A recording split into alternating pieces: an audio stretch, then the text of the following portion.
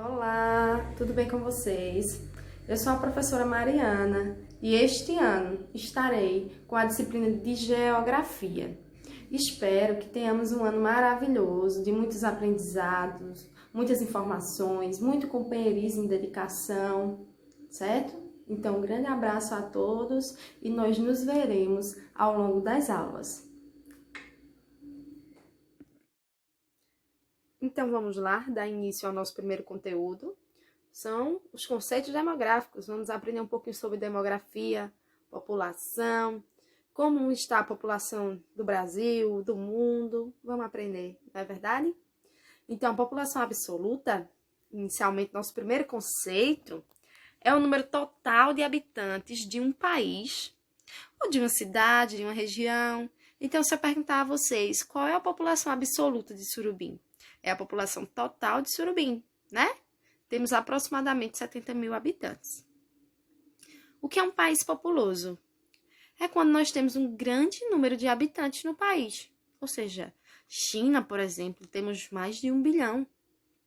Índia também, né? Sabemos que a China é o país mais populoso do mundo. Um país não populoso tem um pequeno número de habitantes. Portugal, por exemplo, tem 10 milhões de habitantes. Ok? Vamos lá. Conceitos demográficos. Aqui nós temos mais conceitos que a gente vai aprender, não precisa decorar, a gente vai aprender com o passar das aulas, tá bom? Então, densidade demográfica vai ser a média de habitantes por quilômetros quadrados. Por exemplo, eu pego o total de habitantes de Surubim, digamos que é 60 mil. Aí eu divido pela quantidade de quilômetros, digamos que é 1 milhão de quilômetros. Aí eu vou ter a quantidade de habitantes por quilômetros quadrados. Aí eu vou chamar de densidade demográfica. É bem simples, tá bom? O que é um país densamente povoado? É quando nós temos uma elevada densidade demográfica, ou seja, muitas pessoas por quilômetro quadrado. Simples. Aí eu trouxe como exemplo Mônaco, Singapura, Bangladesh. O que é um país fracamente povoado? É como temos poucas pessoas por quilômetro quadrado. Bem simples, ok? Então, quando nós temos poucas pessoas por quilômetro quadrado, é fracamente povoado. Quando nós temos muitas pessoas por quilômetro quadrado, é densamente povoado, ok? Então, passando adiante, nós temos um superpovoamento. É simples. Quando ocorre um superpovoamento? Quando ocorre um descompasso. Existem mais pessoas naquele país ou naquela cidade do que a economia pode suportar, por exemplo. O país está abarrotado de pessoas, então existe um superpovoamento, ok? O que é um recenseamento ou censo nesses conceitos demográficos? Vai ser uma pesquisa, um levantamento, né, ou coleta periódica de dados estatísticos dos habitantes de um determinado lugar. Eu tenho certeza que vocês já ouviram falar do censo. Ah, foi feito o censo esse ano ou o ano passado. Então, quando a gente falar em censo, vai ser o levantamento de dados estatísticos dos habitantes, das pessoas de um determinado local, de uma cidade, de uma região, de um país. Certo? Bora lá? Taxa de natalidade. Natalidade tem a ver com o número de nascimento, de nascidos de um país, de uma região. Então, a taxa de natalidade vai ser a relação entre o número de nascidos ocorridos em um ano e o número de habitantes. Então, eu vou pegar o número de nascidos, por exemplo, nasceu 20 mil pessoas, e dividir por 60 mil pessoas, que é o número de habitantes. Aí eu vou ter, no caso, a taxa de natalidade, ok?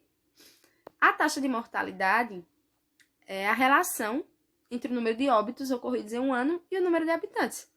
Ou seja, o número de óbitos, digamos que foi 50 pessoas, dividido por 60 mil habitantes. Então, eu vou ter a minha taxa de mortalidade, ok?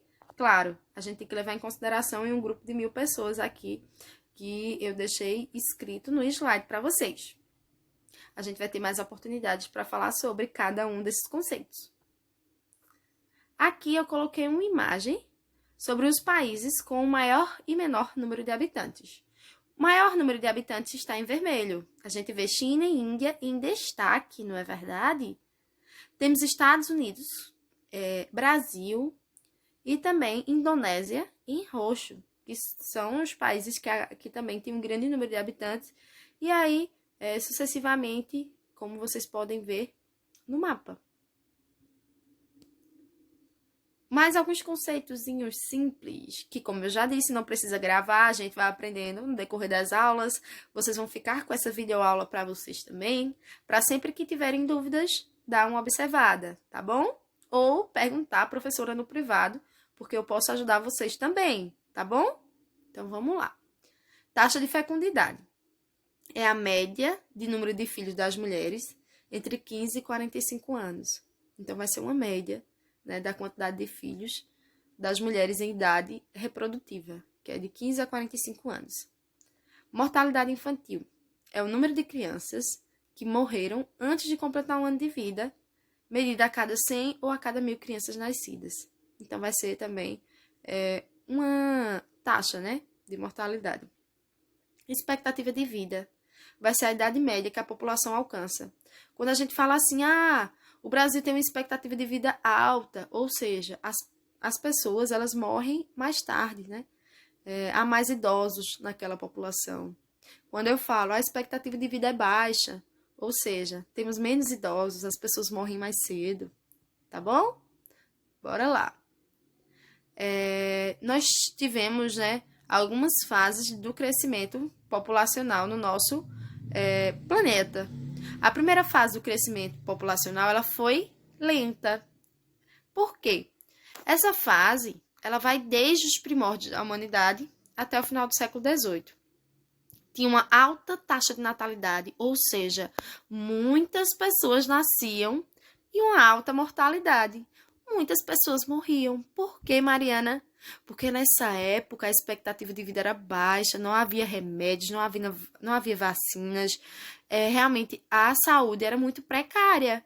Por isso que a gente chama de crescimento lento, porque nascia muita gente, porém morria muita gente, ok? Então a gente chama isso de primeira fase do crescimento lento populacional.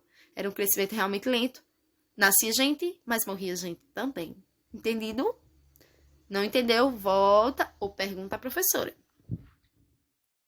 Na segunda fase do crescimento rápido populacional, nós vamos ter uma alta taxa de natalidade, ou seja, vai nascer muita gente, e baixas taxas de mortalidade, ou seja, vai morrer menos. Por quê? Já começou, no caso, nessa época, um grande crescimento da população. E hoje a maioria dos países subdesenvolvidos, né, encontra-se nela. Os países desenvolvidos, eles já estão num crescimento mais equilibrado da população. Não nasce muita gente. Eu vou explicar mais na frente para vocês. No entanto, lembrem que na segunda fase do crescimento populacional era um crescimento rápido. Por quê, Mariana? Porque nascia muita gente e morria pouca gente. Taxa de natalidade alta e de mortalidade baixa. E isso porque os remédios, as vacinas, a medicina já estava mais avançada também. Beleza? E já na terceira fase, era caracterizada por baixas taxas de natalidade, ou seja, nascia menos pessoas, e baixas taxas de mortalidade, morriam poucas pessoas. Isso acontece principalmente nos países desenvolvidos, onde as mulheres elas querem ter menos filhos, porque elas trabalham, elas estudam, querem ter menos filhos e por isso não procriam tanto. Por isso a baixa taxa de natalidade. E também uma baixa taxa de mortalidade, ou seja, morre pouca gente. Por que morre pouca gente? Medicina avançada nos países desenvolvidos, uma qualidade de vida melhor, legal. Então, por isso que morre poucas pessoas, mas também nascem poucas pessoas. Por isso que é necessário se pensar, né, mais na frente em como tratar os nossos idosos. Devido a essa expectativa de vida, eles viverem mais, ok? E aqui é um esquema demográfico de como aconteceu a primeira fase.